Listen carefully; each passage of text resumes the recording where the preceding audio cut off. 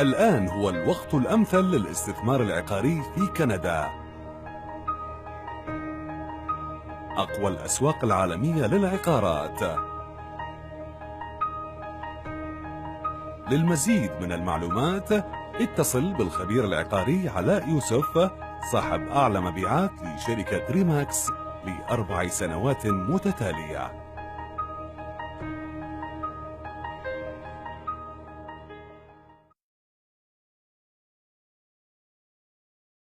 اتمنى منكم الان تنسون الاولمبياد. الان مرحله ضيقه عندكم تصفيات كاس العالم، وهذا الحلم اللي ننتظره من زمان، من 86 ننتظر هذا الحلم. اعتقد اني عانيت به لمده 12-13 سنه، ما قدرت مع اصدقائي نصعد لكاس العالم. يمكن الظروف، يمكن احنا ما كنا بالمستوى المطلوب ان نصعد كاس العالم، لكن اعتقد انتم بكم الخير والبركه. كل شيء عوفوه، حكي الجمهور، اتمنى من الجمهور يكون داعم لكم، لان احنا مباراتنا القادمه مع استراليا وقريبه.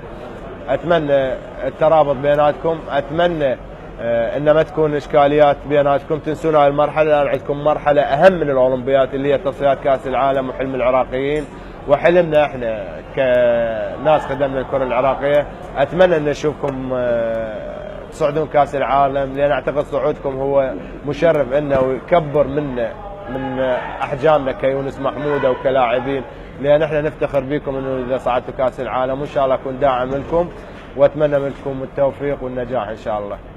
الاكل بيكمل مع بيبسي، يلا ناو.